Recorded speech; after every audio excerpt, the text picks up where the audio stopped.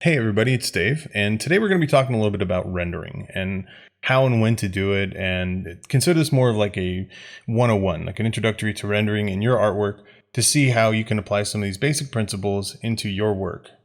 Let's not consider this a comprehensive tutorial over the artwork, but more along the lines of just some ideas, some things that you can bring into your artwork. So let's dig in. So what we have here is this picture that I've been working on of Fenrir. Who in Norse mythology is this giant wolf that will be, during Ragnarok, will eat Odin. And so we see Odin in the bottom right here, and he's kind of like roughly painted in. And the image overall has all of the basic elements that we want in it. There might be some additional elements we add into it, but the brushstrokes are very loose, and the overall work is just not very completed.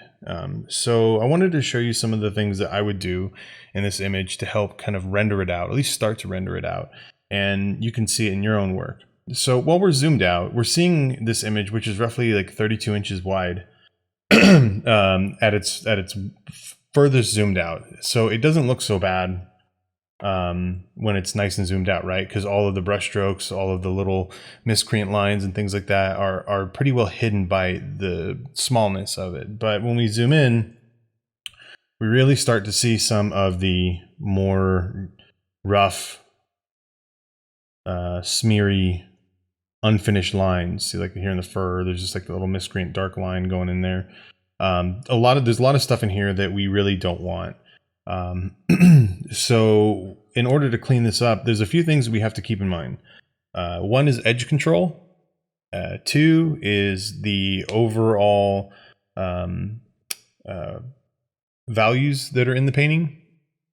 And another is the is it still keeping the same composition, the same look and feel that we intended? And we want to make sure that we're not over rendering this, that we're getting the exact value that we want out of the strokes that we apply to this without overdoing it. Because if we render this whole thing 100%, the whole image, evenly, the image will look very flat. So there's no point in rendering every single stroke out to its fullest when it's not necessary, and it actually works against our painting.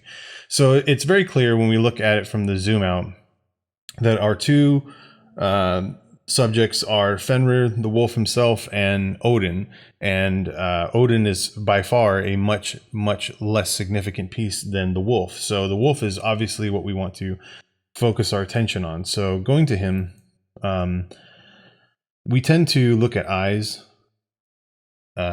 pretty much like the first thing we see in a creature. And so I have some reference material, and I'll bring it here into the screen, some reference material that I used for the pose and the overall look and the eyes and the face and all that kind of stuff. So I will be referring to that as I paint. So if you see me looking over to the side, but not at the camera, that's what I'm looking at, is the reference material. And the eyes I have right now are these extremely like ghostly, like bright yellow eyes, which aren't a bad thing, but I think they're a little bit too vibrant considering the nature of the lighting that we have in here. So we have to really pay attention to our lighting, really pay attention to how this looks like in the reference material. And our wolf is a little bit more menacing when we don't have as much of the top part of the lid showing like we see in a reference material. Now I'm using, in this case here, I'm using a pretty hard edge brush because I really want, and it's got kind of like a J shape to it. And that's mostly because I want to imply some of the fur and the hair. And I want that very well-formed edge to it. If I was doing something that's like a softer or looser or more textured part of the animal, I may switch over to like a chalk brush or a softer edge brush that helps me achieve that look. So we're going to keep this like so. And looking again at the reference, the wolf it's got like, it almost like tapers. That black area almost like tapers. And over here, since it's getting a whole lot more light, we want to keep that value much brighter because it's catching the light. And I'm going to use some of these brush strokes in here to kind of help like shape the face a little bit. Because it will, when you zoom out, it will look more like the side of the wolf's face. And so it helps us get a little bit more dimension out of his design.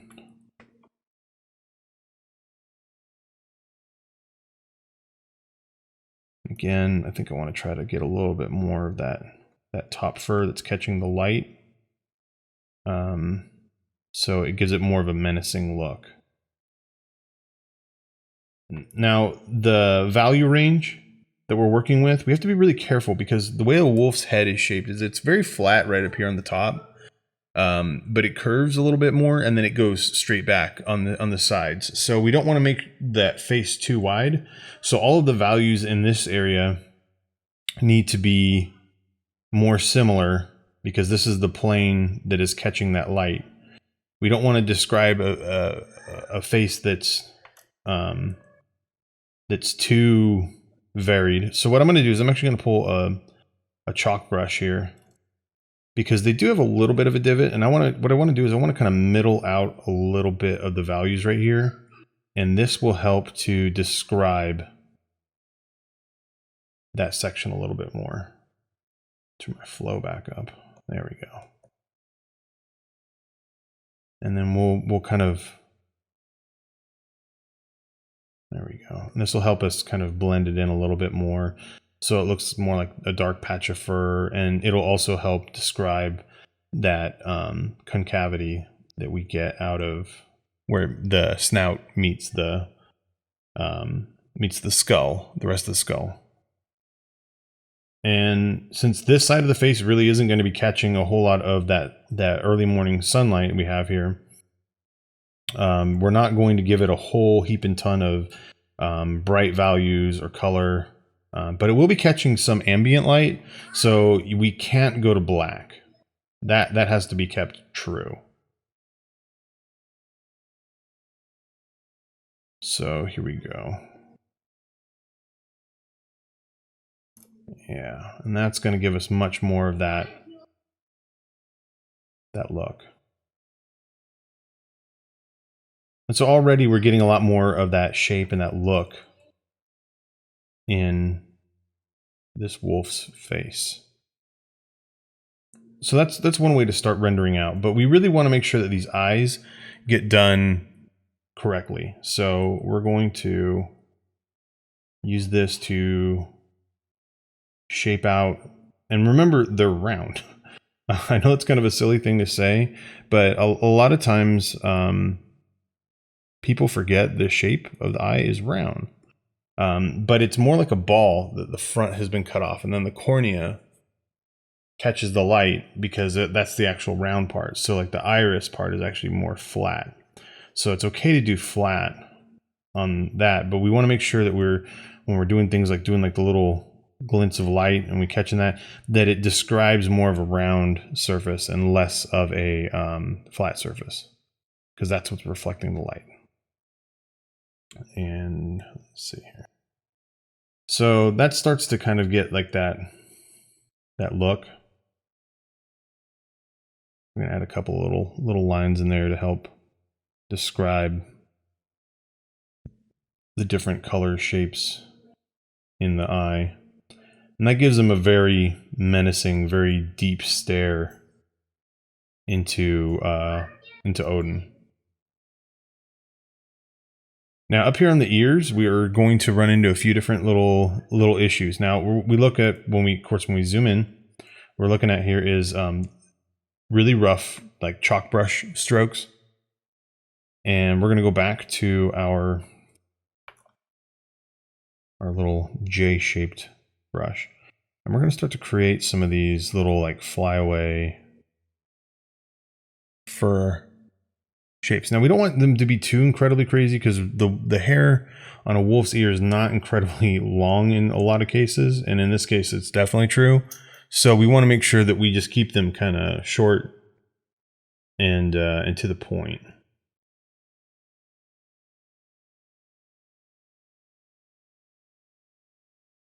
And we're going to get a little bit of that recess of light, because as that light, some of it might pass through the fur and the ear, some of it might bounce around, but as it goes into the head, it's going to lose a lot more of that lighting. So we want to make sure we're doing that. Now right here, here's one issue that I see a lot, and this happens a lot in my work. Look at that really loose, like there's like that floating ambient color, that surrounding air color. So we're going to grab some of the air color next to that, and we're going to paint it out. Now what you might see here is this little problem where the colors around it, there's a gradient. So we're going to get this hard edge brush that is going to give us a soft edge. No, that doesn't work, right? So we may want to take something like a soft round and kind of massage those colors back in nicely. Gradient for a gradient. And that allows us to take that edge. Again, small hairs, small strokes. We're not going crazy here. And that allows us to give us that look. And then we've worked around the issue that we were having, which was that floating color that doesn't belong there. So you can always massage in those necessary edges, as long as you're willing to do that little bit of extra work. We even see some of it kind of right here, which really isn't a problem. But let's go ahead and, because I like to start off my paintings with like really, really, really rough, very textured brush strokes. I use a chalk brush most of the time. And that's what helps kind of give me a lot of the under texture and helps me build up values and things like that. But it does come with the issue that later on when I go into render, I do have to make up for those and compensate, which really isn't a problem because I know my process. Yeah.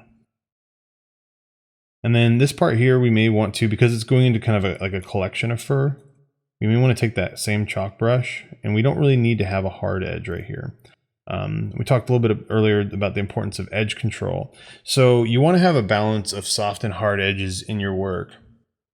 And the way you do that is making sure that like the hard edges are the areas that you're defining the most. And so they're probably getting the most light. They're probably getting the most contrast. And if they're balanced against a soft edge, so like here on the back of the ear, this is a soft edge. And then you have the hard edge here. It gives information to the viewer that this is well defined. This is clear. This is getting the light. This is getting that extra information. We'll soften that part of the edge right there a little bit more. With that kind of that cool gray, bluish gray color. And so that's how I would render that edge.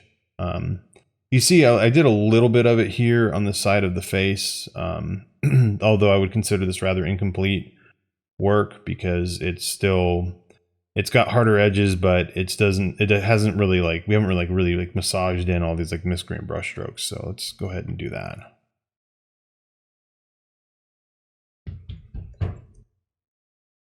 I hear my son stomping around. And we can get a little bit of extra texture out of like the ear, because they usually have like a little bit of like a tuft of fur on the edge of the ear. I really like this brush for my hard edges because it gives me these like cool little shapes depending upon how I turn the brush. And it's really helpful to get like varied strokes so they don't all look the same. Which is why I don't use a whole lot of round brushes, because unless I am trying to normalize the shape, round brushes tend to have too even of a brush stroke, and I fall into that trap. And I get like really samey looking brush strokes all over the place. And so I'm kind of varying up the width and size of this brush as I go, and maybe plucking a few different colors. And that'll help kind of give that extra little bit of like fur texture and look on there. And since again, this is going to be our harder edge, the one that we're going to choose to define a little bit more. I'm okay with doing a little bit of over rendering for this instance, because it's going to describe the light that is being caught from that sunrise. But I don't want to do it all over the place, and I don't want to do it everywhere, because it will break that illusion pretty quickly.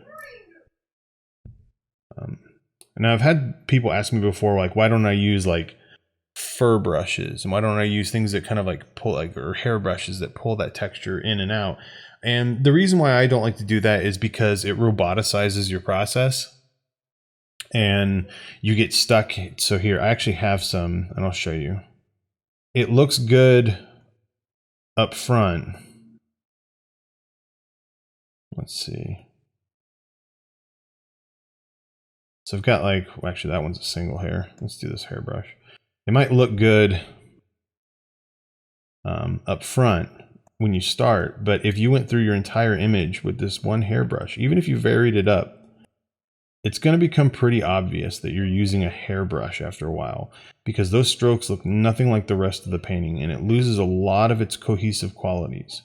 So what I would recommend, that if you're going to do that, if you're just hell-bent on using a hairbrush, a fur brush, or like foliage brushes, that you just use it to start, and that you still go through and pull out your fur with the brush that you would use in other locations to add cohesion to your image. Because again, unless you're ready to over render the whole thing by the use of like one of these brushes, you end up sacrificing that suspension of disbelief that you worked really hard to get otherwise. So again, this might look really nice right here, but if I go through this whole entire painting like that, it's going to be very obvious that this has a very different brush pattern and resolve to it than everywhere else.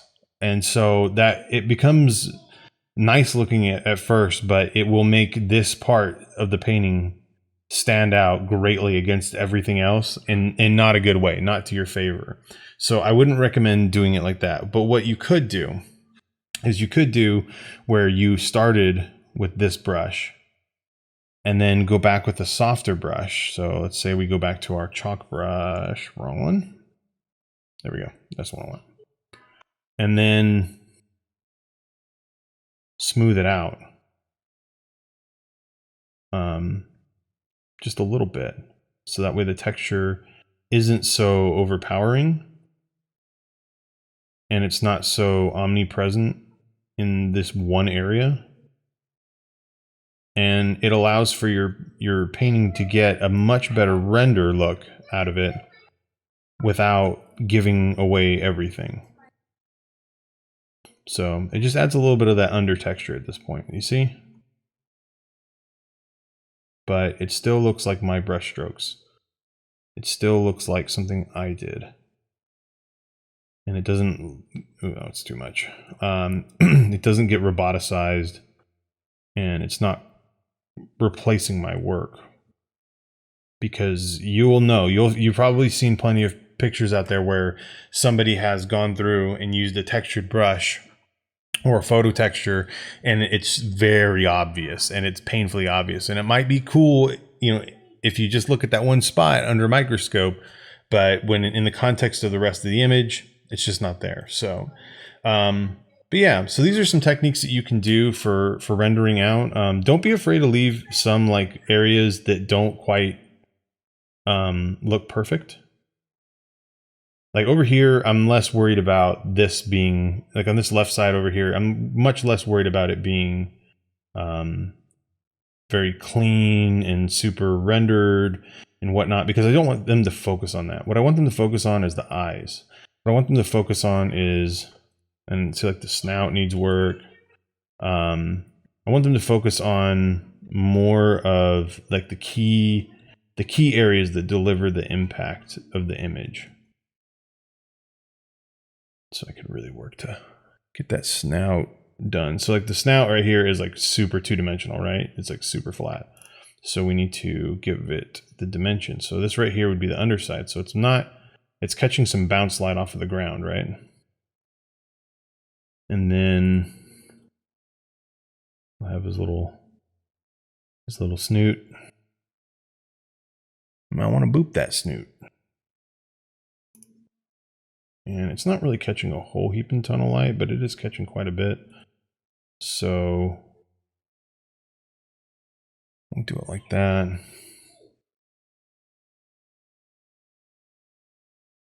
And I think that's pretty good for a start. And that allows us to kind of like massage in these colors, because I think they're still a little aggressive. Like the difference between the light and the dark here is a little aggressive. So we might want to bring in some of that.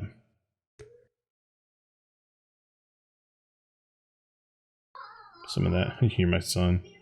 Yeah, so you might want to bring in some of like that lighter gray in there just to kind of accent the nose. And look at that. See, we got that miscreant color down there we don't want. And while that nose could probably use a little bit more work, again, I don't really want to focus too much on the snout. It needs to be right, but it doesn't need to be everything. There we go. And so, you know, like that's the difference that makes when you add that little bit of texture. So now the face feels more full. I'll zoom in a little bit more. Face feels a lot more full. And yeah, we did use a fur brush, but what we did is we masked up that and just used it more for like an under texture. The majority of the work over here on the right is us 100%, not the fur brush. The fur brush just filled in this area and then we painted back over it. Again, just using it for a little bit of tooth and texture. But that's definitely a way that you could do some rendering, is just going in and isolating particular areas. But what you don't want to do is sacrifice the overall image for that.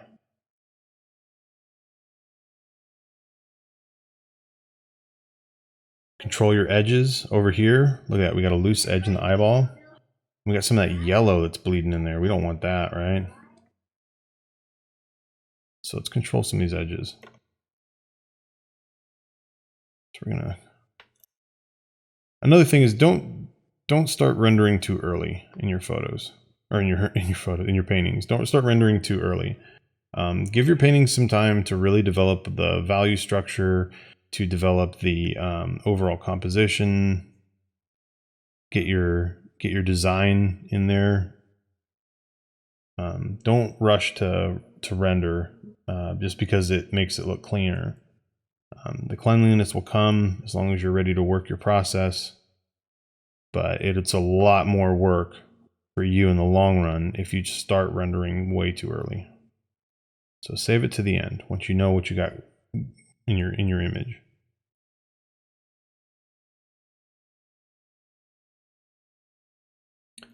I feel like we probably are missing like some of the qualities we could have right here. Trying to really bring the eye into this and really build up the anatomy so it looks like one piece, as opposed to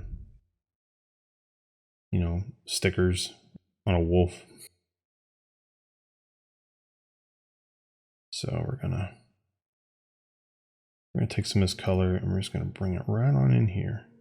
And the whole purpose of bringing that color in there is just to kind of extend it into the face a little bit more, and it gives that eye a little bit more depth. I think we can actually take this brighter color and have it meet up here a little bit more, so it feels more like this is kind of like turning.